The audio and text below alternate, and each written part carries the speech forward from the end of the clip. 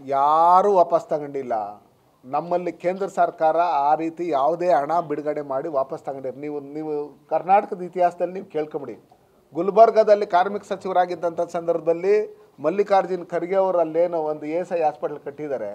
ಅದು ಬಿಟ್ಟ ಮೇಲೆ ಹೈಯೆಸ್ಟ್ ಹಣ ತಂದಿರ್ತಕ್ಕಂಥದ್ದು ESI ಹಾಸ್ಪಿಟ್ಲಿಗೆ ನಮ್ಮನ್ನು ಸಂಸದರಾಗಿ ಆಯ್ಕೆ ಮಾಡಿದ್ದಾದಮೇಲೆ ಕೇಂದ್ರ ಸರ್ಕಾರದಿಂದ ನಾವು ಇವತ್ತು ನರಸಾಪುರ ಇಂಡಸ್ಟ್ರಿಯಲ್ ಏರಿಯಾಗೆ 173 ಕೋಟಿ ಹಣ ತಂದಿದ್ದೀವಿ.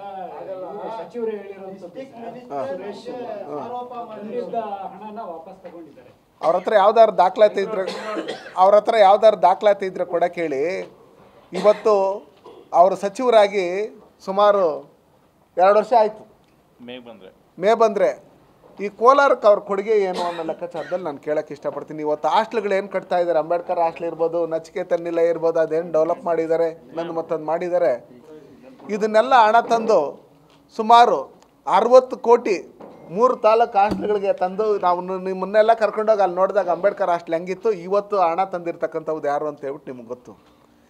ಇವತ್ತು ನಾವು ಈ ರಸ್ತೆಗಳು ನೋಡಿದಾಗ ನರಸಾಪುರ ಇಂಡಸ್ಟ್ರಿಯಲ್ ಏರಿಯಾ ಇರ್ಬೋದು, ಇಲ್ಲಿರ್ಬೋದು, ನಮ್ಮ ಕಾಂತರಾಜ್ ಸರ್ಕಲ್ ಇರ್ಬೋದು, ನಂಗ್ಲಿ ಇರ್ಬೋದು, ಇಲ್ಲೆಲ್ಲ ಏನು ಫ್ಲೇವರ್ಗಳ ಕೆಲಸ ನಡೀತಾ ಇದೆ, ಆ ಕೆಲಸಗಳು ಮೊದಲು ಯಾವ ಥರ ಇತ್ತು, ಈಗ ಯಾವ ಥರ ಇತ್ತು.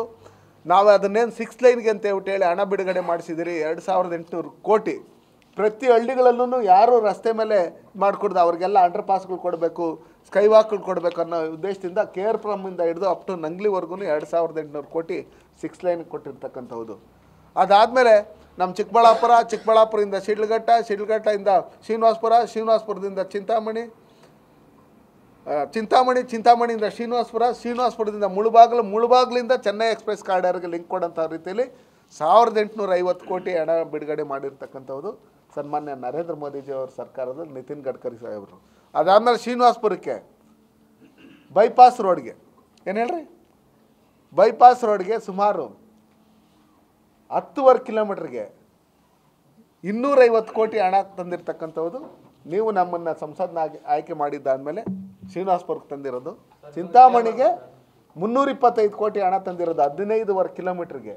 ಅದನ್ನು ಮತ್ತು ಪ್ರಧಾನಮಂತ್ರಿ ಗ್ರಾಮ ಸಡಕ್ ಯೋಜನೆಯಲ್ಲಿ 175 ಕಿಲೋಮೀಟ್ರ್ ರಸ್ತೆಗಳನ್ನು ಮಾಡಿರ್ತಕ್ಕಂಥದ್ದು. ಇದನ್ನೆಲ್ಲ ನೀವೆಲ್ಲ ನೋಡಿದ್ದೀರಿ. ನಾನು ಬೆಳಗ್ಗೆಯಿಂದ ಸಂಜೆವರೆಗೂ ಹೇಳ್ತೀನಿ, ನಾವು ಮಾಡಿರ್ತಕ್ಕಂಥ ಕೆಲಸಗಳು ಕಣ್ಣು ಮುಂದೆ ಇದೆ. ನಿಮ್ಮನ್ನು ಕರ್ಕೊಂಡು ಹೋಗ್ಬಿಡ್ತೀನಿ ಎಲ್ಲರನ್ನೂ.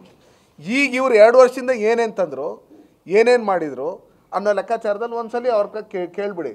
ಇವತ್ತು ನೀವು ನೋಡಿದಿರಿ, ಬಂಗಾರಪೇಟೆ ಮೆಕೆ ಸರ್ಕಲ್ನಿಂದ ಬಂಗಾರಪೇಟೆ ಸರ್ಕಲ್ವರೆಗೂ ರಸ್ತೆ ಮೊದಲು ಯಾವ ಥರ ಇತ್ತು, ಬಂಗಾರಪೇಟೆ ಸರ್ಕಲಿಂದ ಕ್ಲಾಕ್ ಟವರ್ವರೆಗೂ ಯಾವ ಥರ ರಸ್ತೆ ಇತ್ತು, ಕ್ಲಾಕ್ ಟವರಿಂದ ಹೊಸ ಬಸ್ ಸ್ಟ್ಯಾಂಡಿಂದ ಗಂಗಮ್ಮನ ಸರ್ಕಲ್ 6 ರಸ್ತೆ ಯಾವ ಥರ ಇತ್ತು, ಚಿಕ್ಕಬಳ್ಳಾಪುರಕ್ಕೆ ಹೋಗೋದು ವೇಮಗಲ್ ರಸ್ತೆ ಫಸ್ಟ್ ಯಾವ ಥರ ಇತ್ತು, ಅದಾದಮೇಲೆ APMCಗೆ ಹೋಗೋಂಥ ರಸ್ತೆ ಶ್ರೀನಿವಾಸ ಗೌಡ್ರ ಮನೆ ಹತ್ರ ಯಾವ ಥರ ಇತ್ತು, ಈ APMC ಮುಂದ್ಗಡೆ ಇರ್ತಕ್ಕಂಥದ್ದು ಇದೇನು ಕಾಂಕ್ರೀಟ್ ರಸ್ತೆ ಇವತ್ತು ನಡೀತಾ ಇದೆ, ಅದು ನಮ್ಮ ಸರ್ಕಾರದಲ್ಲಿ ನಾವು ಹೋಗಿ 8 ಕೋಟಿ ಹಣ ತಂದು ಇರ್ತಕ್ಕಂಥದ್ದು. ಇವತ್ತು APMC ಮುಂದೆ ಏನು ಕಾಂಕ್ರೀಟ್ ರಸ್ತೆ ಮಾಡ್ತಾಯಿದ್ರೆ ಅದನ್ನು ನಾವು ಮಾಡಿಸಿರ್ತಕ್ಕಂಥದ್ದು.